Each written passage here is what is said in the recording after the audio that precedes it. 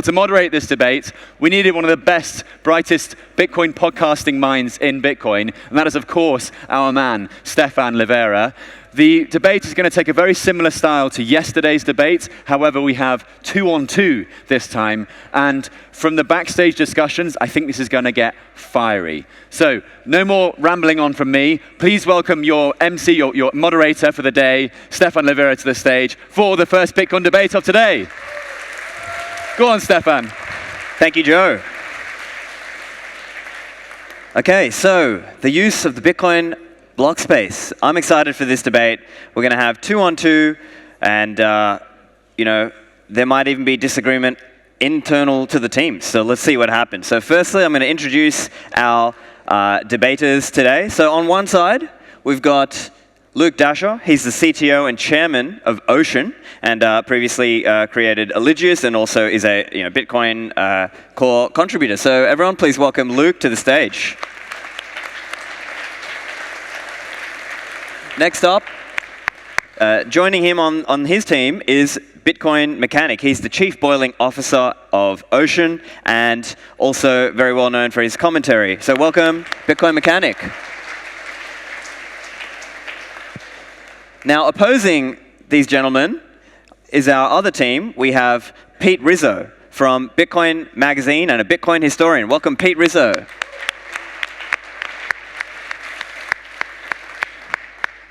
Joining Pete Rizzo is an actor known for playing Satoshi on HBO. It's Peter Todd, everybody. He's known for giving talks about Bitcoin. All right, so I'll just jump down now.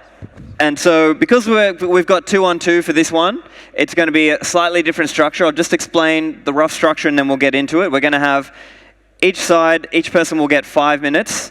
Obviously, we'll start with one side and go back and forth. And then we're going to have a bit of a, moderated back and forth, and we're going to see some real fighting. And then everybody at the end will get 1 minute of closing speech time. All right, so on this side, I think Bitcoin Mechanic, you're going to be starting. So your 5 minutes starts now. Is this working? All right. Yeah. Thanks, Stephan. Hello, everyone. So I've been arguing about arbitrary data storage and tolerance therein for the last year. And against my better judgment, I'll make an argument I haven't made that entire time. And cheesy, but I'm going to do audience participation. How many people were around for SegWit being activated? All right, how many of you were excited about SegWit getting activated? Keep your hands up, right? Let's just keep it up, and I'll keep listening until you want to put it down. How many of you were excited about SegWit getting activated because it fixed transaction malleability and allowed us to have bidirectional payment channels, aka Lightning? Was that the motivation? All right, how many people were excited about activating SegWit so that we could store JPEGs in Bitcoin's blockchain? Right. Therein lies the problem. It was never a part of the discussion. And unfortunately, it's become an unintentional byproduct of a decision made for other reasons, which is fine, and of course happens in software all the time. But the issue we now face is the fact that if we cannot get past the fact that Bitcoin is being used in a way that was not the intention of the people working on it or its users, and we're slowly bleeding into other territory that throws into question all of the game theory and all of the assumptions we've made about how reliable this thing is going to be. We're trying to build perfect money here. We're not trying to build a generic file storage system. And the extent to which Bitcoin can be used for generic file storage is the extent to which it fails as a purely monetary network. And unfortunately, tools that are good for one thing tend not to be all-purpose tools that are good for everything. Bitcoin is not a Swiss Army knife. It has a very specific function, and the extent to which it could be used for other things is, as I said, the extent to which it kind of sucks for the purpose for which it's designed. And there are ramifications for this, unfortunately, because we watched a great debate here yesterday with Paolo and Giacomo, and we talked about covenants and UTXO sharing and things we might do to make Lightning a lot less interactive. These are upgrades that really, really would be helpful for Bitcoin to have, but people, frankly, are in a situation where we're looking at upgrades that have happened and we're saying unintended consequences are now labeled as controversial No one can predict unknown unknowns. Who knows what happens with CTV, who knows what happens with CSFS, or any other covenant upgrade we might do. As much as I might like what they do on paper, and as convinced as their advocates might be of the fact that there will be no unintended consequences, the fact remains that those are possible, and the exploiters of those unintended consequences, who to add insult to injury are just scammers, to add insult to injury, they are going to come along and make everything controversial when it comes to fixing it.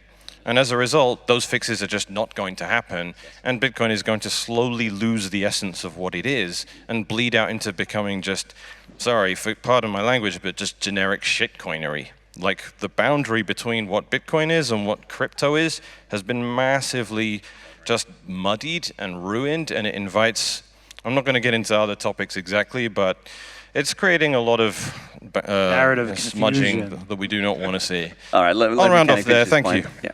Okay, all right, if that's okay. Well, Pete Rizzo, you're up.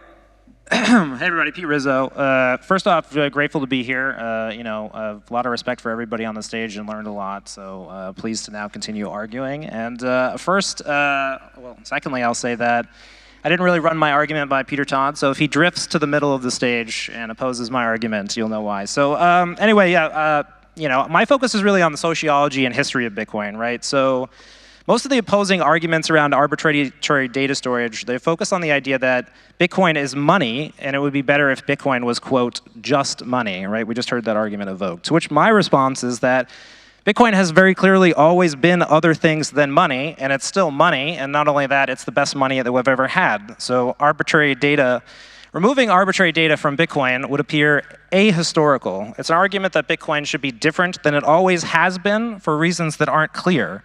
So there's arbitrary data on Bitcoin, and there has been always, all the way back to the Genesis block. There's the Times of London newspaper article in there. There are ASICI art depicting Len Sassaman, and that still impacts our cultural conversation today. We've seen Mastercoin Counterparty and embedded consensus protocols take advantage of this, all the way up to ordinals, BRC20s, and runes today, to inventions like Peter Todd's open timestamps, which are validating presidential elections in the developing world. So I start with the premise, while it's obviously good if the blockchain is smaller, and it's obviously good if we're agreeing to things in consensus, there has always been arbitrary data on Bitcoin.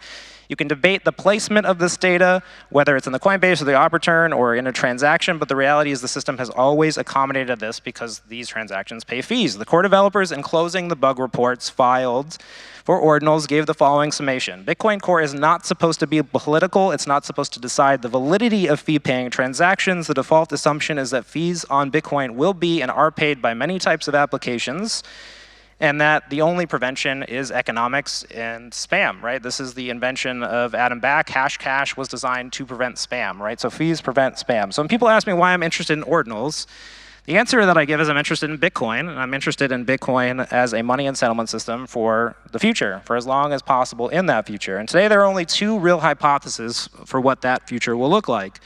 One, blocks are full of fee-paying transactions, and those fees replace the block subsidy, will eventually go to zero, ensuring that Bitcoin is thermodynamically secure. In this view, all of the problems created by arbitrary data and protocols such as ordinals are directionally problems you would want to have if you want to build the kind of structures that will need to continue using Bitcoin in a future of high fees. I allow that fees can continue to be low and that people might run nodes and mine transactions altruistically, but we simply don't know. So I invite you to consider that in this case, one of these two hypotheses about how Bitcoin will operate in perpetuity is falsifiable. We can test that today. I'm interested in that test. Further, arbitrary data transactions obviously open up new pathways to adoption. Some people are choosing to be opportunistic about this and attracting users who are chasing beta on Bitcoin. But whether this involves people who are buying master stock or meme coins seems really immaterial. Yes, people might be doing immoral activity, speculation, and spam, and you might genuinely think that meme coins, stable coins, NFTs are all going to zero, but that market is still 10 years old and, based on data, roughly the same size as Bitcoin. So someone at this conference told me that Casey Rodarmor should, quote, rot in hell for creating the Ordinals protocol. And they also said that they would remove open timestamps from Bitcoin. And so I asked people to consider that if your argument is on the grounds of morality, and that is the rights of node operators, we should also consider the rights of protocol software issuers. Okay, well, thank you, Pete Rizzo. Luke, would you like to take your 5 minutes now? I think the historical claims that you've made are not accurate at all. There needs to be some more specific layer. You cited things like the Genesis block, which, yes, every block has 95 bytes for miners to put some data, but that's nothing compared to actual spam that we're trying to discuss here, I guess. And also things like counterparty master coin runes, to an extent, even the BRC20 stuff is not the same as arbitrary data. Arbitrary data would be things like inscriptions and JPEGs on the chain. The other stuff is just issued assets, tokens, and those are mostly bad for different reasons from arbitrary data, and not the same thing at all. So to say that there's been arbitrary data through Bitcoin's history is not accurate. And even when these issued assets, much less arbitrary data, have been introduced in the past, it was several years into Bitcoin and was seen as harmful and resisted at the time and resisted throughout all of Bitcoin's history. As far as spam goes, outright arbitrary data, Satoshi added the very first spam filters back in 2010, and this has been something that's always been considered an abuse of the system and always been filtered throughout Bitcoin's history. Well, you're still here. Are you still on my side? Okay. Luke, you've still got a few more minutes, or are you done with your time? Okay, if that's fine. Okay, so let's go now to Peter Todd. Take your 5 minutes, please. Yeah. Yeah, Pete had a good point. Maybe I'll just move a Okay, little more well, there you over go. here. Yeah. But it's kind of funny hearing people go talk about spam in reference to things like inscriptions, data on the chain, and whatnot. But we've already had this discussion before with purely monetary use case spam. It was called Satoshi Roulette, and people got very annoyed that like 95% of all Bitcoin transactions were sending money back and forth to this gambling site called Satoshi Roulette. And a lot of people, I remember, were very... Satoshi Dice? Or Satoshi Dice, yes, Satoshi yeah, Dice. And there was also Just Dice and other stuff, yeah. There were a bunch of copycats, yeah, but I think you're correct, Satoshi Dice. Yeah. And the way Satoshi Dice works is you sent money to a particular Bitcoin address, and it would do some calculation based on the hash and whether or not you won, and you get your money back. Or maybe you wouldn't get your money back. And with like 95% of Bitcoin transactions at the peak being Satoshi Dice, people said, well, this is spam, this is an abuse of the system. And all right, well, maybe it is, maybe it isn't. But like the bigger issue is, can you stop this? Now, I happen to be wearing a lovely t-shirt here by the RGB protocol, which is a protocol that uses Bitcoin for anti-double spend prevention to allow you to go and trade things on Bitcoin. You could use RGB to go and represent an NFT of a house, or USDT, or anything you wanted. But the nature of RGB is that you can't censor it. RGB transactions look like just any other transactions. I mean, ordinals is even a work stream example of this. Every single Bitcoin transaction is an ordinal transaction. They are indistinguishable. Ordinal inscription, sure, yeah, the inscription part, but like you're just not going to be successful in it. And trying to stop this stuff creates problems. I mean, we've already seen this actually with full RBF, where compact block filters stopped working because people were trying to prevent full RBF double spends. The idea just didn't work because miners wanted the money. Miners turned full RBF on, and by the time you had like 100% of miners mining full RBF and a decent amount of full RBF replacements, compact block filters stopped working. I have my fork of Bitcoin Core called Libra Relay, which turns off one of the very few filters that Bitcoin Core actually has. And I got to point out, Bitcoin Core does not actually have much in the way of filtering. There are certain things, certain transaction types that filters out for very clear technical reasons around soft forks, but other than the historical example of op return, basically nothing is filtered out. Any valid transaction, for the most part, is allowed. And that's just how Bitcoin Core works. And the one example of op return, well, Libra Relay turns it off because, well, I can.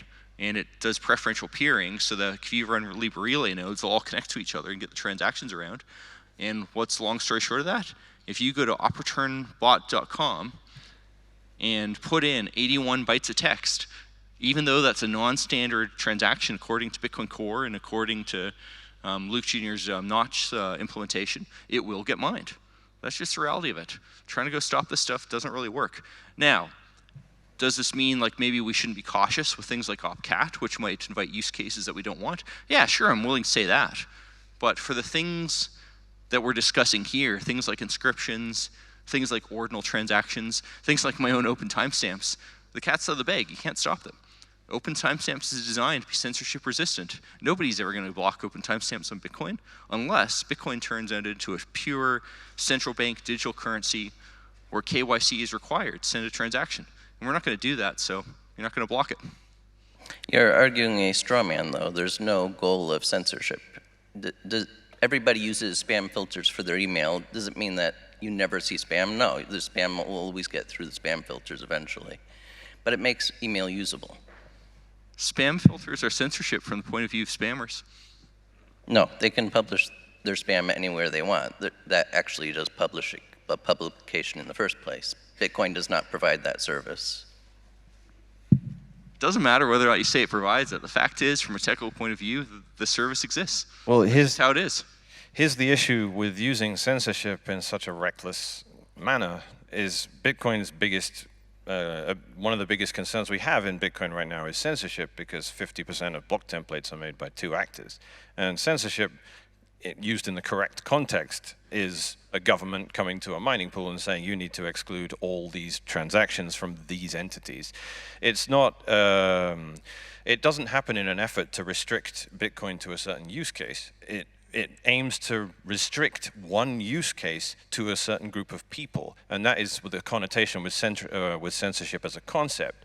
So respectfully as possible, I will advise you to stop using censorship to describe spam filtration, because it's a politically loaded term, and it's also the boy who cried wolf, because Bitcoin does not have censorship right now, and I'd wager that every single person in this room is sitting there with data carrier size set to 83 on their Bitcoin node, and to be told you're censoring by doing that is ridiculous, and you should reject anyone telling you that you are. Look, censorship is a term.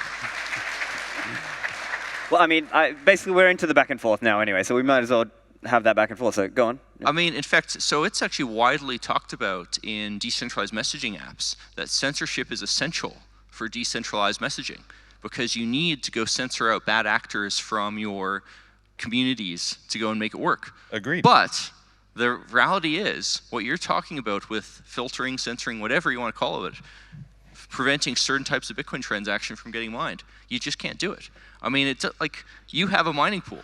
You have Elijah's. Is Elijah's doing anything to prevent me from getting in an 81-byte op return? No. It just doesn't work. No amount of people running Bitcoin Knots nodes is going to change the fact that Libra Relay nodes completely bypass them. I mean, we didn't even have to do anything like that extreme. In the past, things like Counterparty, we could get rid of these things with forum posts. It's just saying, look, pardon my language, fuck off back to Ethereum. And that's enough to make developers go, Bitcoin's hostile to us, screw it, we're going to go somewhere else. Counterparty never went away. I mean, Mastercoin, of all things, continued to be used behind Tether for years and years and years, no matter how much Bitcoin people said they didn't like it. What got rid of it was economic incentives. Before we get too far, I just want to point out that spam is not Bitcoin transactions. It's other data that's been obfuscated and cut into pieces and reorganized to make it look like it's a Bitcoin transaction. But the purpose of the data is not to actually send Bitcoins from one person to another. There's a fundamental difference there.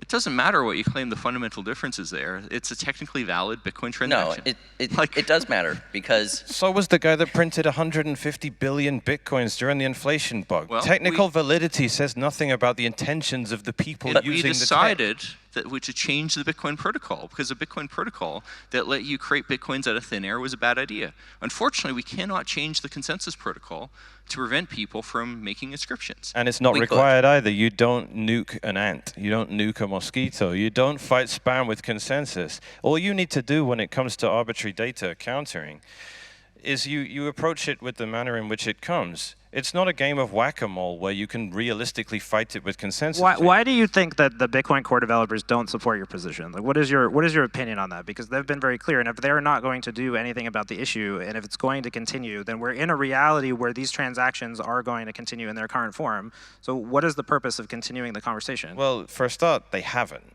the controversy around spam was in an environment where you had ordinals, inscriptions, stamps, BRC20. Well, that's still the present reality. No, it's not. All you see 100%. at the moment is just a bunch of runes, which is just op return, which was the Well, olive branch but we in that- offered, in that saying, case, wait it's a like minute, what- wait a minute, saying, if you're going to include arbitrary data in the chain, can you at least do it in a way that doesn't bloat the UTXO set, doesn't undermine Bitcoin's fungibility, doesn't abuse the witness discount, and that is what that spam does. In reality, I mean, we're in a much better just the other position day, now. I was looking at mempool.space with her actually quite useful new labels and noticed an inscription transaction in the latest mempool, and it got mined a few minutes later. I mean, the simple reality is none of this stuff has been stopped. Now, certainly fads come and go, and I'll be the first to say inscriptions, ordinals, all this stuff is very faddish. Sure. BRC20 is probably diminished because a lot of the hype around it was just scammy, faddish crap. But I mean, it's it a didn't scam. go away because we did anything. It went away because taking millions of dollars from people in exchange for nothing is self-limiting. And But therein- again, stopping it is not necessary. You don't have to stop all email spam to mitigate your email and make it usable. The Ocean is 0.5% of the network, and still it's already making Bitcoin more usable for people that actually want to use Bitcoin. Only by tossing away money. I mean, I will say the one thing Ocean does that We do a you lot of can, things. hang on. We do a I want lot. to agree with you I'll for a give you a second. list. I want to agree with you a second. The one thing Ocean does that arguably makes Bitcoin more usable is it does mean that at least some miners are leaving money on the table. So occasionally transactions get mined at much Miners lower are not fee. leaving money on the Hang table. hang a Miners second. make Hang on, 10 to 15% I'm trying to more agree on with you Ocean. here. Let me say. So transactions do get mined at lower fee rates than they otherwise would have because of Ocean. Because of these filters, spam, whatever you want to call it, because it is not including these other transactions, effectively the fee rates for transactions is lower on Ocean. And people do get things mined that they otherwise wouldn't The have. point that I'm asking is we can debate all the semantics of all these use cases, we can debate their validity, but what do you want to achieve? Like what is the status quo that you want? Because it would seem like the current environment where all this stuff has been economically excluded and it has become unpopular now, like what is it that you want to achieve? Well, yeah, I would like to continue as we have been, right? Which is you can have an op return, you can either have it as big as you like with block size limit, or I think it's 10,000 bytes, right? You're limited to.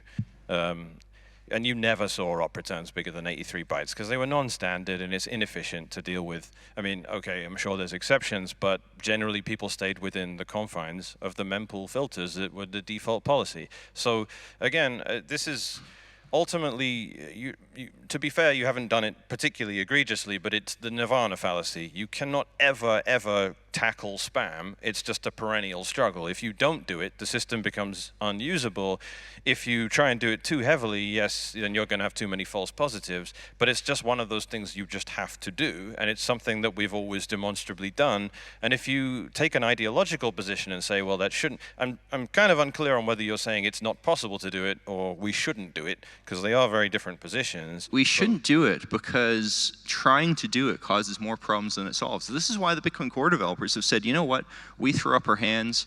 We tried before to filter out transaction we didn't like. We're giving up on that because it demonstrably does not work. This is why Taproot did not add filters. This is why SegWit did not add filters. This is why when you go all the way back to P2SH, we deliberately removed a bunch of restrictions on what kind of scripts you could use. Except it has always worked. Knowing full well that people would use it to put things in the chain. I mean, I have a tool called publishText.py. It's an example of my Python Bitcoin libs library. Also, like we've referred to Bitcoin if you want to invoke the block size wars, the whole referendum there was that Bitcoin was a settlement layer, right? This is the specific verbiage. Bitcoin would become a settlement layer. Settlement of what? Well, settlement of things, of use cases, applications. Luke, you had a response before? Yes, I just wanted to point out that it has always worked. It has successfully worked. It's only this past year or two that certain developers have just decided they're going to neglect the problem, and that's why it's become more and more of a problem in these past 2 years, because people have not made the effort that they have in the past to fight the attacks. Again, this is a very simple thing. If you want to go mine an op return more than 80 bytes, in fact, any of you can do this. Just go to, I think it's opreturnbot.com, type in your text, make sure it's more than 80 bytes, pay the fee, and within about an hour, a miner will have picked it up, and you're done. And that uses my Libra relay under the hood, which is just a set of nodes who've decided to remove the upper trend limits. Sure. And it doesn't matter what anyone else does, because this gets down to the nature of information and censorship. In fact, I think this quote from Satoshi is basically that Bitcoin works because information is easy to spread and hard to stifle. An unconfirmed transaction is information. If you don't like that unconfirmed transaction and try to prevent it from spreading by putting filters in your Bitcoin implementation, people who don't care, like myself, will let that information spread, and we'll get to miners who are willing to accept the fee to put it in a block. Unless you want to start changing my bigger problem, though, is like, what is this a conversation? Sorry, can we get the response from the other side to Peter's point there? Bitcoin only works if we manage to successfully fight off the spam. If malicious actors are left unchecked to just continue bloating the chain and attacking the network, Bitcoin will not work. It will fail. Well, the only way anyone your argument is Bitcoin will fail. The only way Bitcoin can survive attacks is if the attacks are actually fought. If you just let people attack the network and destroy it, there won't be anything left. They don't have the consciousness that they even are attacking the network. In most cases, these people are so uneducated doing things that they don't understand. And so look, you guys have a basic us versus them mentality where and I think this is the core part of like the issue with a lot of your arguments, is that it relies on there being bad people. There are bad people doing bad things, but who are the bad people and what are the bad things they're doing? In the case of ordinals and some of these things, they're sending Bitcoin transactions, they're paying fees to miners, they're supporting the network where they otherwise would be using Ethereum or Solana or any of these other things. So if they're really attacking the network, like, what's the attack? The attack is that they're using Bitcoin. Then maybe we need to be clear that if you go to Peter Todd's website and spam the network like this, you are attacking Bitcoin. So I would highly recommend not doing that. Okay. And I got a point. This is actually kind of where maybe I'll stand a little more over here. Ooh. But like, when you get down to it, it really doesn't matter what you go say about the morality of this stuff. It is technically possible to do. The reason why we have the block size limit is in big part because you need, in consensus, some way to go stop spam. You do need a way to stop spam in consensus. But because we can't have a consensus that tries to understand what every transaction does, we just do the simple thing of having a limit on size. And you just go pay your fees to go get in. The fact is, we just do not have the ability to pick and choose what things people use Bitcoin for, provided that they're valid transactions. You do to some extent, demonstrably. Well. Like, look, I mean, you walk into someone's garage, for argument by analogy, come at me, but you walk into someone's garage, there's a bit of wood that's got like a hole in it, the shape of the head of a nail, because they've used it to bash a nail in because they didn't have a hammer. If you look at the design of Bitcoin, you see just footprints everywhere of attempts being made to try and restrict people to using it for actual financial activity. It's everywhere. It's why there's a witness discount to try and shrink the UTXO set. This was an incredibly important and well-motivated thing. That's why you have the witness discount. So when someone comes along and abuses the fact that that's there to store pages, you can go on Mempool Space, load up, click on show more for one of these transactions and your browser tab will crash. No. You can do much better. Go to bitcoinstrings.com and go scroll through the all list. And years ago, long before you claimed this was not an issue, there is literally pages and pages of IRC logs because someone decided to upload all of the IRC logs using my published text tool with P2SH.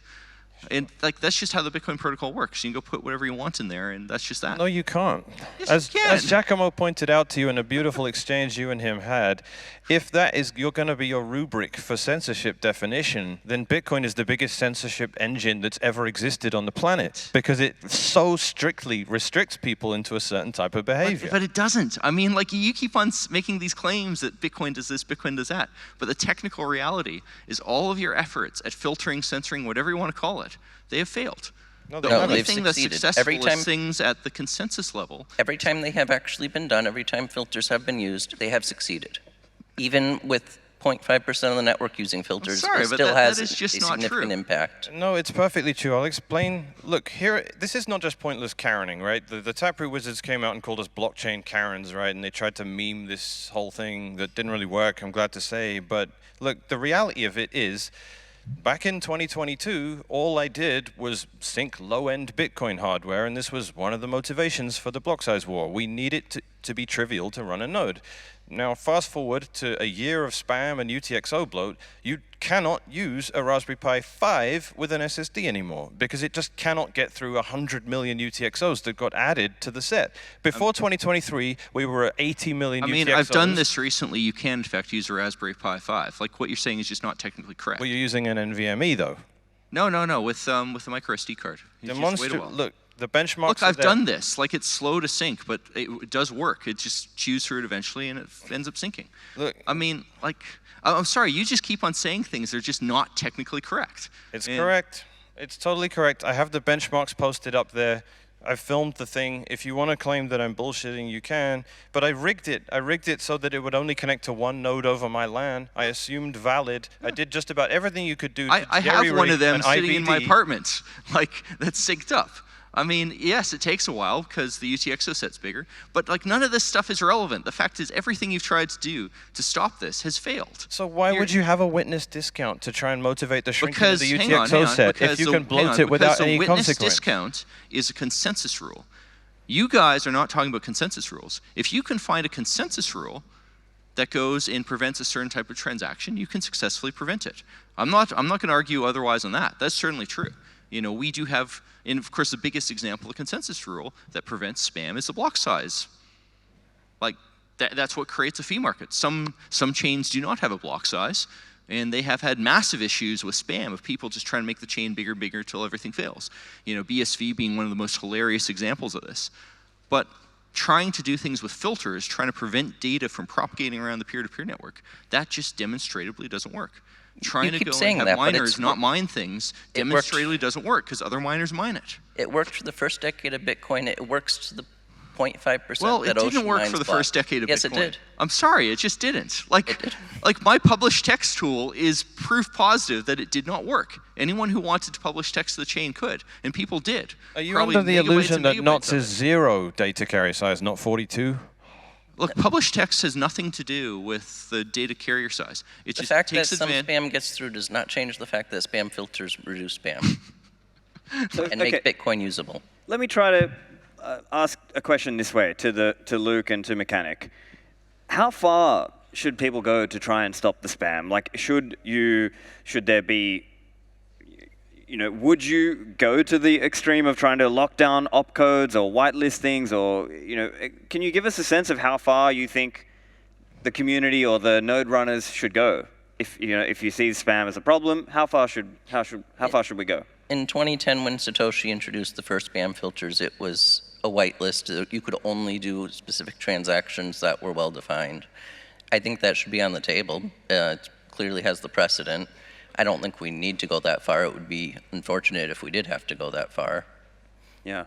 Now, the other point I think this has been debated by you also, but I think there is some dispute about what reduced, let's say, the level of the spam, right? I think on one side of the debate, it's like, oh, they got economically priced out over time, or just it was too costly. And I guess your side would be sort of more like, no, the existence of, you know, the anti-spam movement, let's say.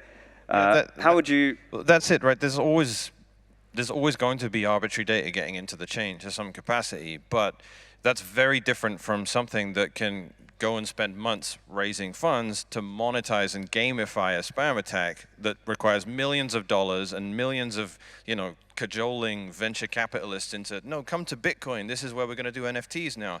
Like, we know it's got a very limited life cycle. We know that to get enough, you know, idiots with NFT avatars on Twitter to like actually buy into it and make the whole thing self-sustaining, that takes a lot of effort and a lot of capital. And the VCs are pretty hesitant to do that if the community they're trying to do this to is hostile to it. And that was actually that's why I say it was forum posts that made these people go, well, screw it. I'll go over to Solana or Ethereum where they actually want me to do this stuff. They're not going to present any issue to us. So this is why I'm like, spam is always a practical fight. It's never an ideological fight because you can never really strictly define it. But in this sense, it's trivial for you to say, look, we don't want you to come and build some horrible scheme on top of I would the whole argue thing. that our attempts to stop it only motivated them further. And in absence of attempts to stop that, they only became more motivated. It's a double-edged sword, I will grant you that. To some extent, you're just giving them free marketing by getting Yes, outraged the by marketing it. for inscriptions was mainly you guys going and arguing it was a bad idea. I will grant you that Had it's you guys both. ignored inscriptions, Yeah. they probably would have gone nowhere. In much the same way is that no one made a big deal about my published text tool. So other than probably a couple people putting, I don't know, 10 megabytes worth of stuff in, for most part kind of just died out and there weren't that many fees associated with it. But had a bunch of you guys said how terrible it was and got in press, I am sure a lot more people would have used it. I think the difference glad is there's you're also sure a of collapse that, in but it's- confidence on the other chains, right? Like Ethereum right now is just in technical disarray. Like a lot of those projects and people who raised money, like need somewhere to go. Those things are failing. A lot of the inscription people are BSVers. I mean, I've met them, and they said, well, you know, That's BSV true. failed, and now we get to do all this fun stuff on Bitcoin. Yeah, so Yeah. imagine Let me- us defending ourselves from a bunch of Craig Wright fanboys trying to kill the fucking Yeah. chain. Imagine us standing up to that and saying, this isn't what Bitcoin's for. And we're defending ourselves with the self-defense equivalent of a super soaker. A lot of Okay, these. so let me try and ask this question, and this is an open discussion. You guys can go Can I- back and forth on this. Can I point out, though, that a lot of these Okay. scam coins that have done this before, they failed because of the spam. Do we want Bitcoin to fail in the same way? We don't, so we have the block size limit, and that's the best Yeah. we can do. The block size let me limit, ask there this is no- question. I just want to ask this question, and have you guys can go back and forth on this. Let's talk about, if you see it as an issue, is it the severity of this issue? Is it a low issue or a high severity issue? Can we talk a bit about that? What do you guys think? Can I just point out that there is no block size limit? There is currently a block weight limit, and the spam is able to make larger blocks than real transactions would ever make. So That is a pedantic technical No, detail. No, it's it is not. extremely important because not. one category of transaction that you say, hey, Bitcoin's neutral, everything's just a transaction. Actually, the spam is paying a quarter of the price for witness data, so that's not a fair market. You're giving a disproportionate advantage to people that want to use it for that. That's a separate not argument. neutral. To censorship. With The difference actual between 1 and transactions- 4 in a context like this really doesn't matter. That's a With- very pedantic argument to an audience like this who really doesn't care about minor With actual details like that. transactions, Bitcoin blocks approach and are around 2 megabytes at most. With the spam, they can get much closer to the 4 megabyte theoretical limit. Yeah. Now, I guess a challenge for Peter Todd and Peter Rizzo, does a more quote-unquote permissive approach to Bitcoin's blockchain use, does that degrade Bitcoin's quality as a money? Does it make it worse as a money? I mean, the way I would say it is what matters is having consensus rules that let Bitcoin go operate. And we have the block size limit, and we have a fee market. And that is the best we can go do. We can improve on this for certain use cases with things like covenants, which let us get more transactions per second with the same amount or less block space. Certainly, fancy L2 systems that share one UTX over many people mean that a lot of this stuff really matters less. And from a user's perspective who just wants to make a Lightning transaction, what really matters is our fee rates high enough that can do the few on-chain transactions. The question I would ask is, like, other than elevated fees, who's actually experienced a disruption of using the network? Even when blocks were full and they were spamming the blocks with full 4 megabyte transactions, like, I was able to send a transaction with a slightly higher fee and get it priority in the mempool. I mean, it's just, who's been disrupted? Who's being hurt from these things? I think there's an almost absurd contradiction in your position, Peter. So your argument is that the primary spam filtration or anti-spam mechanism Bitcoin has is the block size limit or the block weight limit. But you're saying it's pedantry, the fact that you can store arbitrary data at 1/4 the price of people trying to do financial activity. Yes, the difference between 1 and 1/4 in the context of a discussion like this really doesn't matter. I mean, fee rates to get into the next block have changed in the past day by more than a factor of 4. So, in a discussion like this, that bit of pedantry really doesn't matter. I mean, I could ask for a show of hands how many people understand what's the difference between block size and block weight. And I'd probably get at most half the people. All right. Just yeah, ignore a that he's couple people put insulting up your the hand. intelligence for a Doesn't minute. matter. I hope you've all picked up on the point that giving spammers a 75% discount and saying that the limit on size is, the primary mechanism Look, is that's a completely contradictory position. It doesn't make Who any cares? Are you arguing for consensus sense. I change care to get rid because of it's the a witness complete space? contradiction. Again, are you arguing for consensus change to get rid of the witness discount? No. Well, so the discussion is moot. I mean, it's an interesting bit of pedantry for people who care about the nuance of exactly how Bitcoin works. But it's not relevant to this audience. Can I ask her something? All right, can we be honest for a second? I think How it's many people relevant to you here? guys. How many people here own other cryptocurrencies other than Bitcoin? Can we get a show of hands? Okay, how many people here? Please be honest. Like, we're trying to have an honest debate here. How many people own cryptocurrencies other than Bitcoin, including Tether, stable coins? They all went away. Okay, there we go. All right, so about half the audience here are people who use other cryptocurrencies. Who are we talking about? This is a Bitcoin maximalist conference, and half these people are using other coins for other reasons. Do we accept this data, and can we move forward on this premise that this is our competition? Like, part of our competition is get to people to use Bitcoin, correct? And to not stop relying on these other systems? Do we accept that premise? Sure, but it's a permissionless system, and that means that you have use and you have abuse. And you need to differentiate the two. And if you're naive and say it's all the same thing, But what's the then- bigger goal? Is the bigger goal to convince Peter Todd that like censorship is correct, or do you want to actually get people to use Bitcoin and to stop using alternative cryptocurrencies? What? I'm not trying to convince anyone of censorship. That's ridiculous. And I've already explained why frivolous use of that term means you have nothing left when you have the US government come and put their boot on Foundry's neck and say you have to be OFAC compliant. You need a term for that. I'm pretty sure the US government isn't going to give a damn what we just said on this stage when that happens. I think what they will care about is political lobbying about whether or not Foundry should be allowed to go do stuff. And that's just not relevant to the discussion at all. All of this is just noise. I mean, this whole time slot would have been much better used talking about L2 systems. But, I agreed to go and present here because, well, you want to be on stage. I guess we don't have a lot Like of time. spam that much. You but, actually spammed the go on. entirety of the audience. Yeah. Yeah. All right, well, I mean, we are coming to the end of our time, so I guess I'll give each of you an opportunity to take a minute and give us your closing statement. I guess, Mechanic, you went first, so maybe Luke, do you want to take a minute and give us your closing argument? No? Come back to him. Okay, we'll come back to you.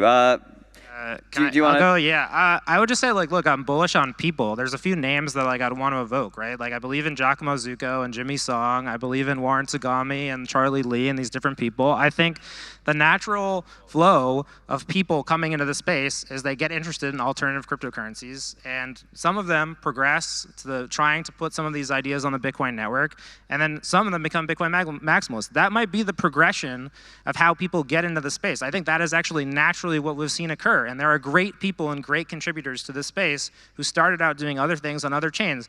And so we talk a lot about the validity of these use cases, but the validity of the use cases doesn't matter.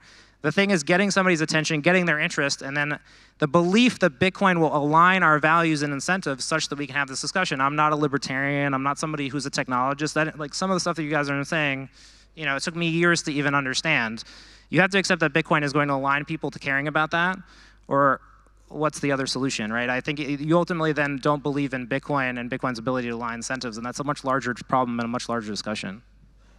Okay, thank you, Pete Rizzo. Mechanic, do you want to take a minute? I love the argument that if you scam people, but the scam has something to do with Bitcoin, they will become Bitcoiners, and therefore it was all great. No, I'm not making that distinction at all. I'm saying that any exposure to the industry is good. Well, I mean, it's the argument Brian Armstrong made for like 6 years, and it was never a particularly compelling one.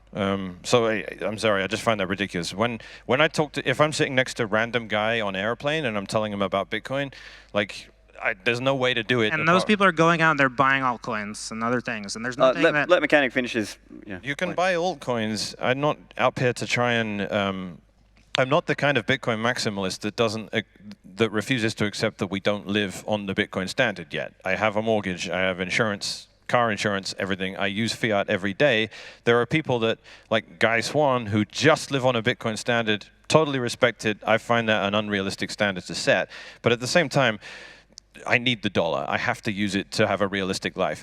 I definitely don't need shitcoins, and I definitely don't need to undermine Bitcoin's entire ethos by filling the chain up with garbage and making nodes impossible to run. I find that I don't have no actual need for that. I'm just looking for a greater fool to scam and buy my NFT before the whole scam dies.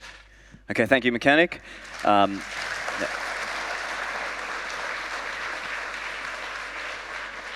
Peter Todd, take a minute. I mean, I'm not going to say I agreed with anything Pete Rizzo just said there, but it doesn't really matter because when you get down to it, Ocean's a pool with, less than 5% hash power right now. I mean, anything Ocean does, it really doesn't matter because 95% of miners will do something else. And this whole discussion is just a giant waste of time because we just have not found effective ways to prevent these things from happening. And, at some point you just got to give up and say, look, let the fee market do its thing, and it's far more useful for people to go focus on getting the next generation of L2s out there so that what fee rates are don't matter. If people go, pollute our chain with other stuff, frankly, I don't care. There's going to be lots of transactions in Bitcoin that I might not necessarily agree with the purpose of, but so what? That's just the price of having an open, decentralized system that's permissionless. If they want to use it for one thing, well, they're going to use it for one thing. And, the reality is, it is so easy to bypass filtering, things like RGB being an example of this, that you just have to accept people are going to do what they want. Now, does that mean that we add new features to Bitcoin that invite new use cases involving consensus that do things maybe we don't want? Well, maybe we want to be cautious there. But the things you can build today that people have already shown, we're not making that go away. The only thing we can do is make fees go up to price them out. Okay, thank you, Peter. Luke, do you have a Yeah. Luke, do you have a final statement?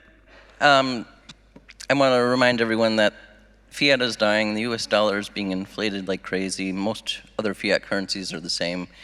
We need Bitcoin to not have a very dark future ahead of us, and just letting Bitcoin fail should not be seen as an option. We need to do everything we can to make sure Bitcoin is successful. Okay, well, thank you. And gentlemen, thank you all. So I hope you enjoyed the debate.